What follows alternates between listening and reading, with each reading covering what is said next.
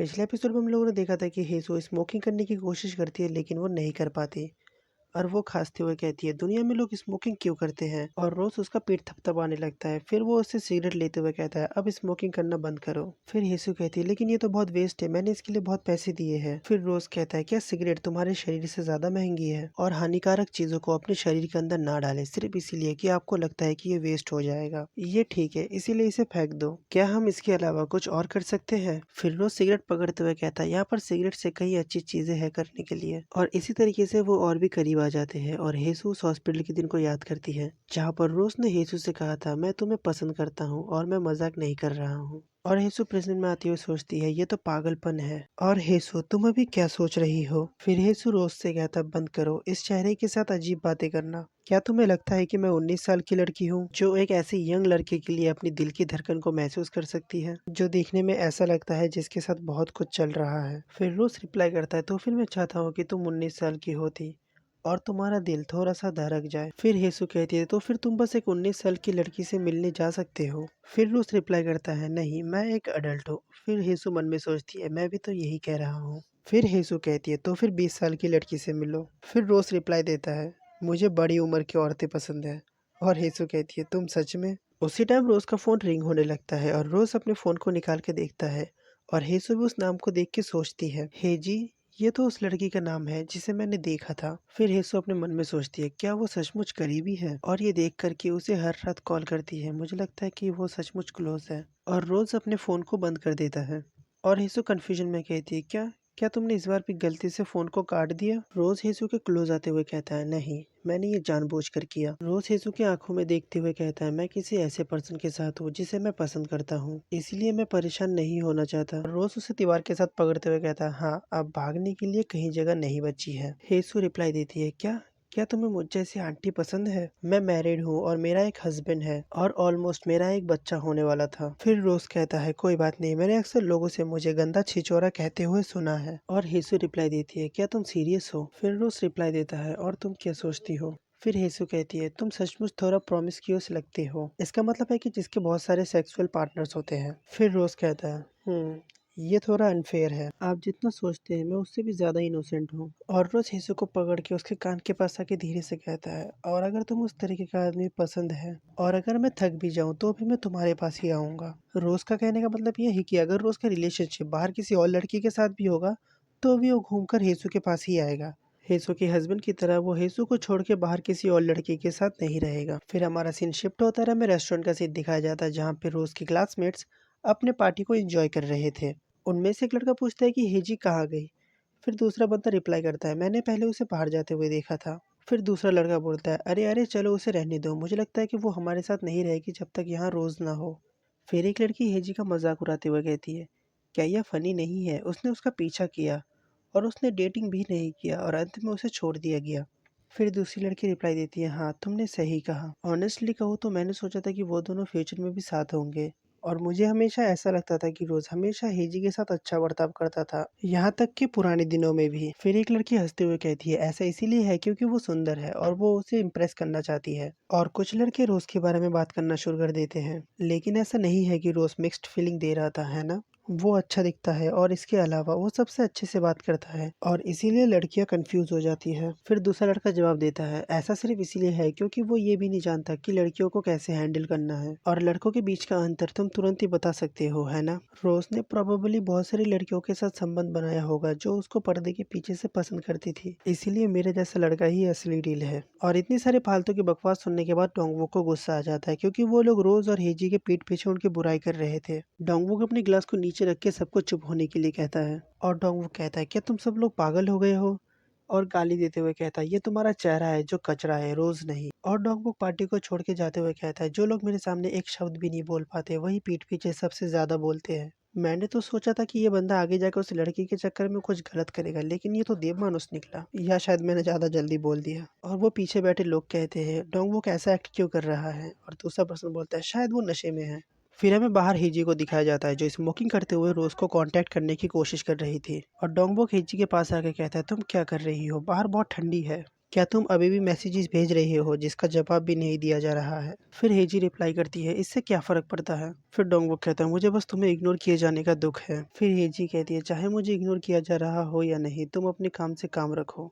फिर डोंगवुक हेजी से कहता है, हेजी मुझे सब पता है। और हेजी उसकी बातों को बड़ी ध्यान से सुनती है। फिर डोंगवुक कहता है, और क्या किसी ऐसे व्यक्ति के साथ चिपके रहना तुम्हारे प्राइड को ठेस नहीं पहुंचाता जिसको तुम में थोड़ा सा भी इंटरेस्ट नहीं है? फिर हेजी कहती है, तुम क्या बकवास कर रहे हो? जब तुम कुछ भी नहीं जानते तो एक गधे की तरह हरकतें मत करो। फिर डोंगबुक गुस्से में कहता है, ये तुम हो जो एक गधे की तरह बकवास कर रहे हो, और तुम हमेशा रोज के लिए इतना ऑब्सेस्ड क्यों रहते हो और अपने आसपास के सभी लोगों का मूड खराब क्यों करते हो? फिर डोंगबुक रोज के बारे में कहता है, वो हरामी, जब मैंने उसे पहली बार देखा तब मुझे वो पसंद नहीं आया। उम्र में बड़ा होने के बाद भी वो मुझसे कहता रहा कि मैं उसे एक फ्रेंड की तरह कंफर्टेबली ट्रीट करूं, और ऐसा इसीलिए नहीं था कि वो हमारे करीब आना चाहता था, बल्कि उसे हमारे जैसे लोगों की परवाह नहीं थी। इसीलिए उसको इसकी परवाह नहीं थी कि हम उसके साथ कैसा बर्ताव करते थे। जबकि वो अच्छा होने का दिखावा करता है और कभी कभी उसकी आंखों में बहुत भयानक नजर आता है। और तुम भी गलत मत समझना, जब तुम उसे देखते हो तो वो इंटेलिजेंट लगता है, हमसे ज्यादा मैच्योर है, और उसमें एक खास तरह का एनर्जी है, और यही कारण है कि तुम जैसी बेवकूफ लड़कियां उस पर फिदा है। फिर डोंगबुक गुस्से से चिल्ला के कहता है, क्या तुम्हें लगता है कि वो कुछ अलग है?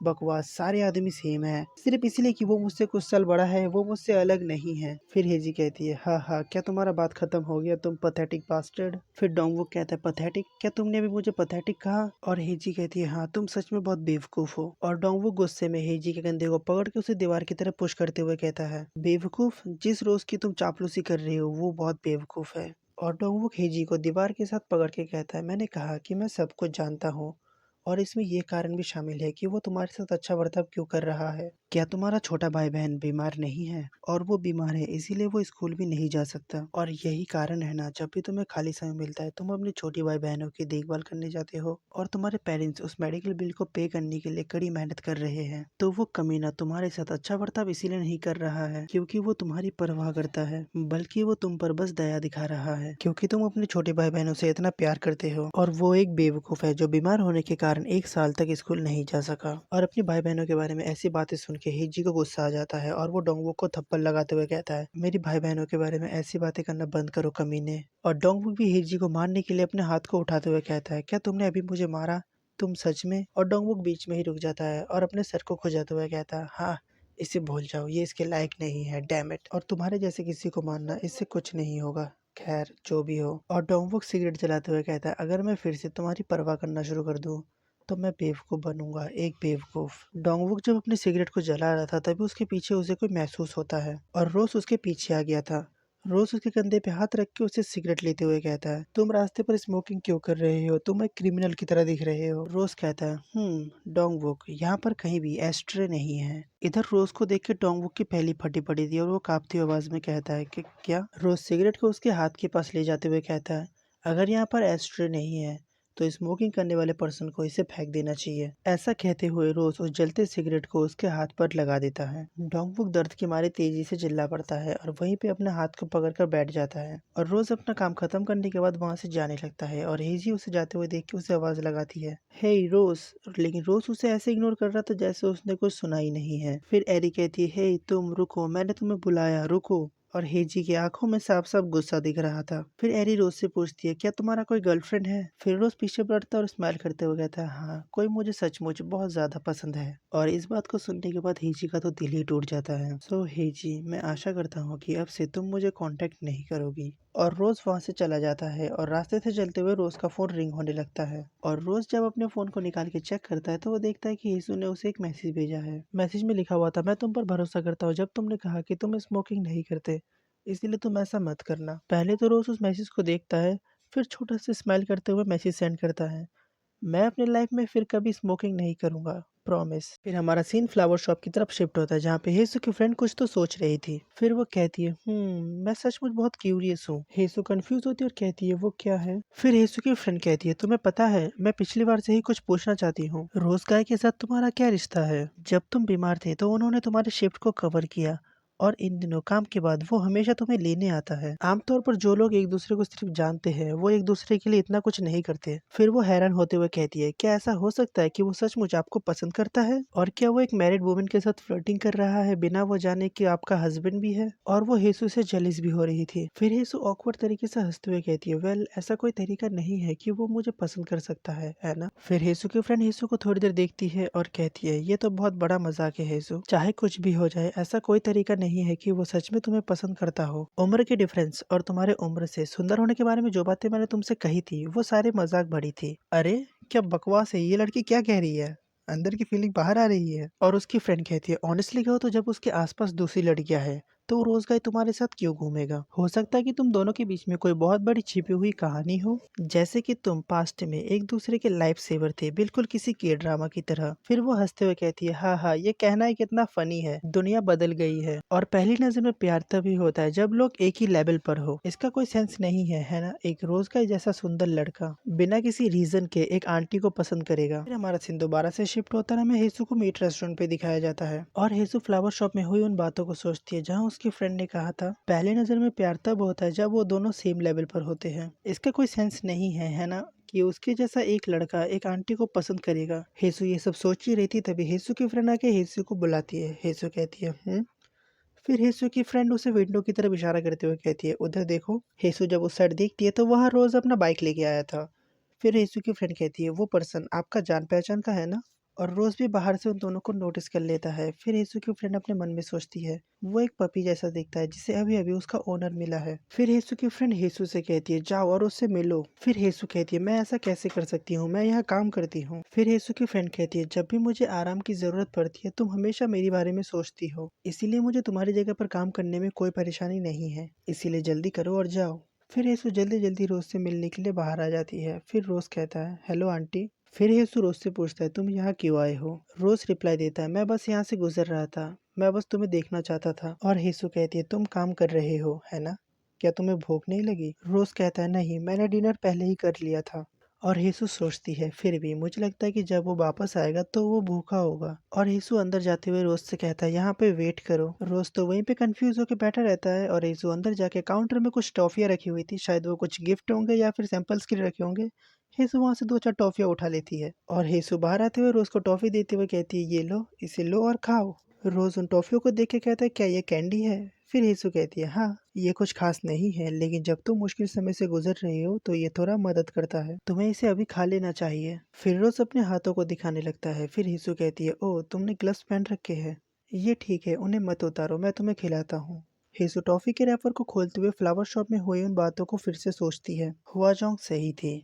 हुआजोंग उसी लड़की का नाम है जो उस फ्लावर शॉप में काम करती है। किसी से प्यार में पड़ने के लिए भी सेम लेवल पर होना चाहिए। और रोज भी हेसू को ही देख रहा था और हेसू सोचती है, एक पर्सन जो नेचुरली इतना अच्छा है और बहुत नरम दिल का है, इस पर्सन के मन में मेरे लिए जो फीलिंग है वो शायद सिर्फ एक क्यूरियोसिटी है।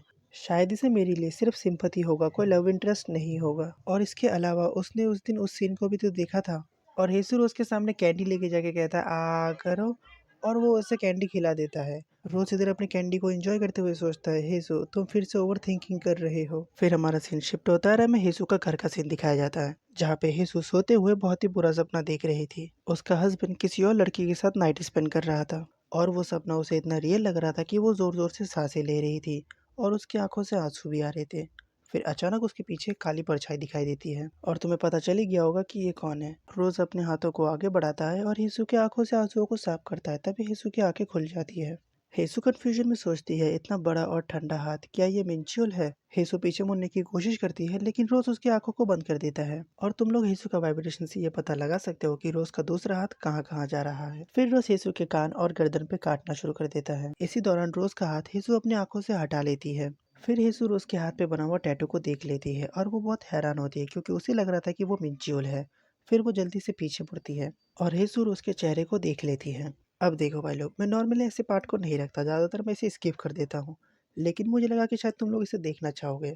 लेकिन अगर तुम्हें ये अच्छा नहीं लगा तो कमेंट में बोल देना, मैं अगली बार से इस तरीके के पार्ट नहीं डालूंगा। तो कहानी को कंटिन्यू करते हैं। फिर यीशु की आंखें अचानक से खुल जाती है। जी हाँ, ये सब कुछ सपने में हो रहा था। और यीशु उठ के बैठती है और अपने आप से कहती है, क्या बकवास है, इस दुनिया में क्या हो रहा है? मैं इस समय कैसा सपना देख रही हूँ। और हेसु शर्माते हुए सोचती है, तुम पागल हो गए हो हेसु, तुमने अपना आपा खो दिया होगा। फिर हेसु कल रात के बारे में सोचती है, जब हेसु ने रोज को एक टॉफी खिलाया था। टॉफी खाने के बाद भी रोज हेसु के हाथ को थोड़ी देर तक अपने मुंह में पकड़ा रहता है और इसी तरीके से हेसु को परेशान करता है। फिर हेसु सोचती है, भले ही उसने ऐसा किया हो लेकिन मैं इतना पागलपन भरा सपना कैसे देख सकता हूँ। नहीं, गलती तो उसकी भी है, बिना कुछ भी सोचे समझे उसने उस तरीके से बिहेव किया। क्या आजकल के बच्चे इतने प्रोमिस्क्यूअस हो गए हैं। और हेसु शर्माते हुए कहती है, और बिना किसी हेजिटेशन के उसने कहा कि उसे आंटी पसंद है। वो कितना बोल्ड है। मुझे पता है ये किसी यंग लड़के को उसके बिहेवियर के लिए उसे ब्लेम करने का सही समय नहीं है। और हेसु अपने पैरों के अंगूठे को एक दूसरे के साथ रब करते हुए कहता है, क्या ऐसा इसीलिए है क्योंकि मैंने ऐसा बहुत समय से नहीं किया। इससे पहले कि मैं मिंचूर के साथ सारे रिश्ते को खत्म कर देता, हमने कुछ दिनों में शादी का भी ऐसा किया था। तो देखो भाई लोग, तुम्हें मेरी आवाज़ थोड़ी स्लो लग सकती है क्योंकि मेरे घर में मेहमान आए हुए हैं। ऊपर से मेरे बड़े भैया मेरे पीछे ही बैठे हुए हैं। अगर उसने कुछ गलत सुन लिया तो मैं तो गया। ऊपर से आज का एपिसोड कुछ ज़्यादा ही खतरनाक है।